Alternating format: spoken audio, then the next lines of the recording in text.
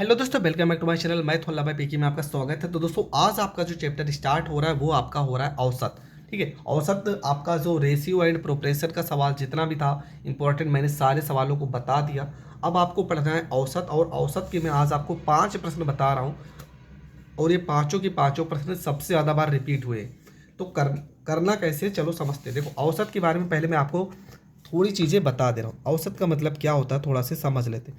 मान लेते हैं कोई प्रश्न लिखा है 2 3 1 2 3 4 5, और आपसे पूछा गया है का औसत ज्ञात कीजिए। आपको इसका औसत निकालना है। तो आपको करना क्या रहता है, आपको ये सबको जोड़ना है। 1 प्लस में 2 प्लस में 3 प्लस में 4 प्लस में 5। 1 2 3 4 5 नंबर है, तो आपको 5 से डिवाइड कर देना है। 2 में 1 जोड़ेंगे 3 3 6 6 4 10, 10 और 5 15 हो जाएगा, बटे में 5, 5 से 5 काट देंगे तो यहाँ पर आपका जो आंसर हो जाएगा वो 3 हो जाएगा। एक चीज़ मैं और आपको बता दे रहा हूँ, इसका ट्रिक क्या होगा। देखो, सवाल में देखेंगे कि इनका जो अंतर है, 2 में 1 का अंतर 1, 3 में 1 4 में 1, मतलब इनका अंतर अगर समान है तो आपको क्या करना है। देखो यहाँ पर 1 2 3 4 5 नंबर है, 2 नंबर इधर से हटा देंगे, 2 नंबर इधर से हटा देंगे, आपका करेक्ट आंसर 3 हो जाएगा। ये आपका दूसरा तरीका है। लेकिन अगर अंतर समान हो तो एक तरीका आप और अपना सकते हैं। कौन सा तरीका, आपको पहला नंबर लेना है और लास्ट नंबर लेना है, दोनों को ऐड कर देना है और 2 से डिवाइड कर देना है। तो 5 में 1 जोड़ेंगे 6 बटे में 2 काट देंगे तो 3 हो जाएगा इसका करेक्ट आंसर। तो मैंने 3 तरीका बताया। पहला कि आप आसानी से जोड़ के जितने भी नंबर रहेंगे उससे भाग करके आंसर ला सकते हो। दूसरा तरीका, आप जितने भी नंबर होंगे अगर इनका अंतर समान है तो आप जो बीच का नंबर होगा उसे आंसर लिख सकते हो। तीसरा तरीका है कि पहला नंबर और लास्ट नंबर जोड़ के 2 से भाग कर कर आंसर ला सकते हो। तो देखो, पहला सवाल है। अब आप सोचेंगे इतना बड़ा बड़ा नंबर हम कैसे जोड़ेंगे, टाइम तो लगेगा। अब देखो, इतना बड़ा बड़ा नंबर है तो आपको जोड़ने का ज़रूरत नहीं है। मैं इसका तरीका बता रहा हूँ आपको कैसे करना है। देखो, ये सारे के सारे नंबर जो हैं 990 के आसपास है ना। देखो, 995। आपको एक ऐसा नंबर सोच लेना जिसके पास ये सारे के सारे नंबर हैं। तो ये सारे के सारे नंबर किसके पास है, 990 के पास है। इसके बाद 990 में कितना ज़्यादा है, 5 ज़्यादा है तो 5 लिखना है। यहाँ पर देखो 1 ज़्यादा है, प्लस में 91 है तो 1 ज़्यादा है। 96 मतलब 6 ज़्यादा है।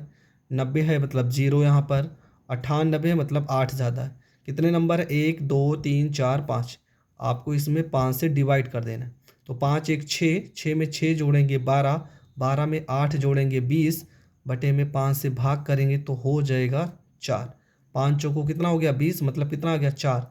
तो 990 प्लस में जोड़ देंगे 4, मतलब 994 आपका जो होगा वो करेक्ट आंसर होगा। मैं फिर से समझा रहा हूँ, अगर आप इसको जोड़ कर हल करेंगे तभी आंसर यही आएगा। लेकिन अगर आप इतनी बड़ी बड़ी संख्या जोड़ेंगे तो टाइम तो थोड़ा ज़्यादा लगेगा। इसलिए आपको ऐसा डिजिट सोच लेना है जो इसके आसपास हो। उसके बाद आप आसानी से इस तरीके से कर सकते हैं। जैसे कि दूसरा सवाल है, देखो इतना बड़ा सवाल है, 789 92 सारे के सारे नंबर लिखे हैं। हम ऐसा करते हैं ना, हम ले लेते हैं 790। 790 के आसपास तो हम ले सकते हैं, तो हम ले लेते हैं 790। अब देखो 90 में कितने का कम है, 90 तो है नहीं, 89 है मतलब -1 होगा। यहाँ पे 92 है मतलब कि प्लस में 2 होगा। यहाँ पे 88 है मतलब माइनस में 2 होगा। यहाँ पे 99 है मतलब प्लस में 9 होगा। इसके बाद यहाँ पे 87 है, इसका मतलब माइनस में 3 होगा। 98 है तो प्लस में 8 होगा। इसके बाद यहाँ पे 97 है, इसका मतलब माइनस में यहाँ पे 3 होगा। यहाँ पे 97 है, 990 तो प्लस में 7 होगा। ठीक है, प्लस में 7 होगा। 95 है तो प्लस में यहाँ पे 5 होगा। 90 है तो कोई दिक्कत नहीं, और 96 है तो प्लस में यहाँ पे 6 होगा। देखो जो ज़्यादा है, देखो 89 था ना, एक कम था 90 से, इसलिए हमने -1 किया है। 92 है इसलिए प्लस में 2 किया है। यहाँ पे 88 है इसलिए माइनस में 2 किया है। 99 है इसलिए प्लस में 9 किया है। 87 है इसलिए माइनस में 3 किया है। 98 है तो प्लस में 8 किया है। 97 है तो प्लस में 7। 95 है तो प्लस में 5। 96 है तो प्लस में 6। इसके बाद आपको क्या करना है, यहाँ पे देखेंगे ये माइनस में 2 है, ये प्लस में 2 है, कट जाएगा। इसके बाद यहाँ पे हम सबको जोड़ देते हैं। 9 में 8 जोड़ेंगे 17, 17 में 17 और 5 हो जाएगा आपका 22। 22 में 6 जोड़ेंगे आपका हो जाएगा 28। 28 में 7 जोड़ेंगे आपका हो जाएगा 35। और यहाँ पे आपका हो जाएगा 3 में 1 -3 में घटा देंगे माइनस में 4, मतलब कितना आ जाएगा 31 आ जाएगा।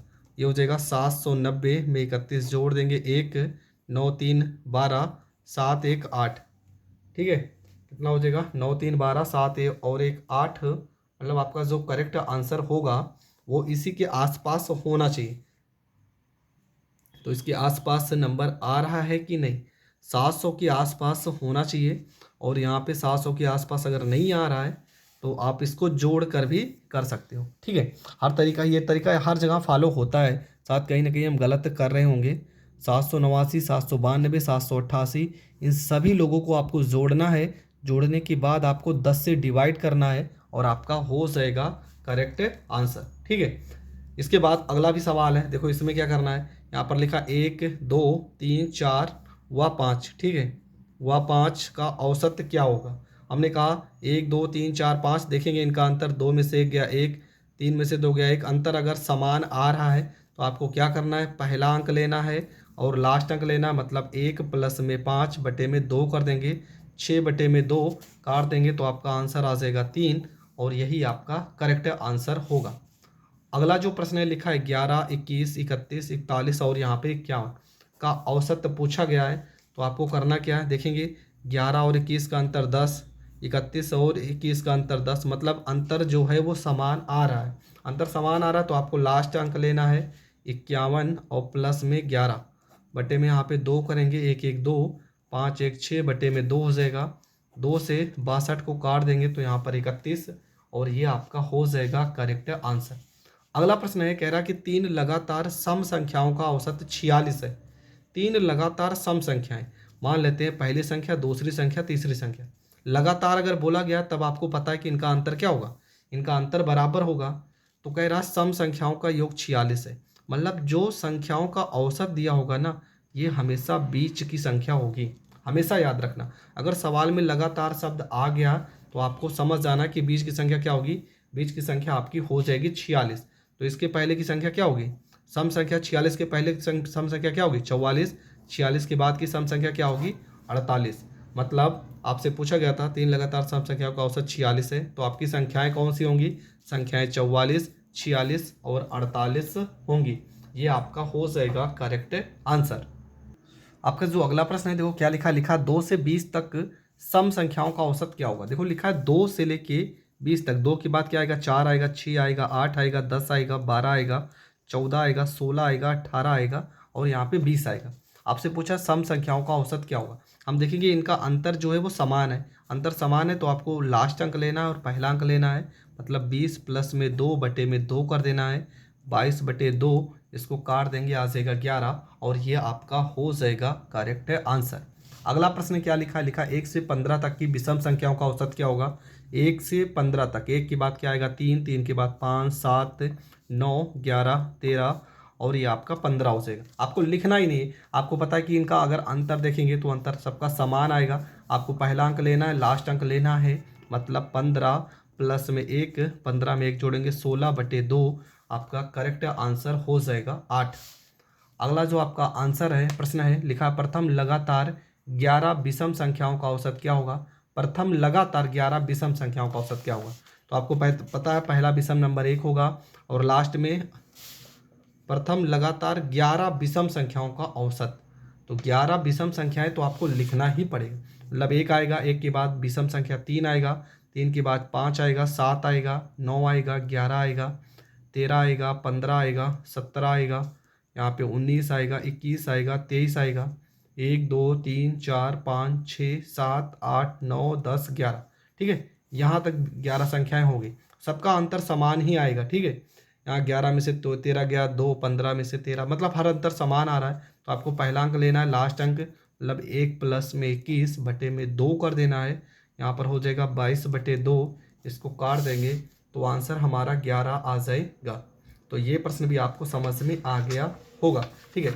पहला जो लेक्चर है इसलिए हम उन्हीं प्रश्नों को बता रहे हैं जो एक दूसरे से रिलेटेड है। अगला देखो प्रश्न क्या है लिखा है प्रथम लगातार 10 सम संख्याओं का औसत क्या होगा। प्रथम लगातार 10 सम संख्याओं का औसत, आपको पता है पहली संख्या क्या होगी 2, इसके बाद 2 के बाद 4 6 8 10 12 यहाँ पे 14 हो जाएगा, यहाँ पे 16 हो जाएगा, 18 हो जाएगा, 20 हो जाएगा। ये प्रथम 10 सम संख्याएं हैं। ठीक है, 1 2 3 4 5 6 7 8 9 10।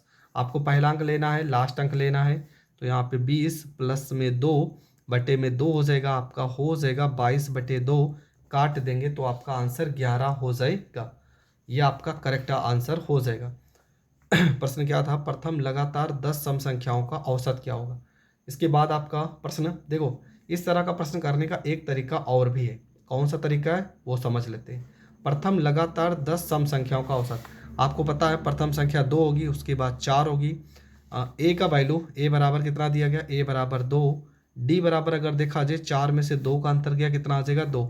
एन का वैल्यू प्रश्न में दिया गया है, कितना होगा 10।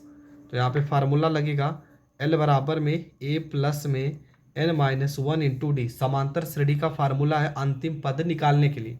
तो एल की जगह पे क्या रखेंगे, एल की जगह पे तो हमें पता नहीं है, ए की जगह पे 2, एन की जगह पे 10, 10 में से गया 9 और 9 और 2 से गुणा करेंगे, डी का मान 18, 18 में 2 जोड़ देंगे तो एल का मान कितना आ जाएगा, एल का मान आ जाएगा 20। अब फार्मूला लगा देंगे, क्या पहला पद कितना था 2, अंतिम पद कितना 20, तो 2 प्लस में 20 बटे में 2, मतलब 22 बटे 2। काट देंगे, कितना आ जाएगा 11 आ जाएगा। तो ये प्रश्न भी आपको समझ में आ गया होगा। अगला प्रश्न में कह रहा है 0 से 25 तक की पूर्ण संख्याओं का औसत क्या हो। 0 से लेकर 25 तक की पूर्ण संख्याओं का औसत पूछा गया। अब पूर्ण संख्याओं का मतलब आप समझते हैं कि जो संख्याएं आपकी 0 से लेकर 25 तक की पूर्ण संख्या के अंतर्गत 0 भी आता है, तो 0 में 25 जोड़ देंगे। ठीक है, डायरेक्ट इसका आंसर होगा।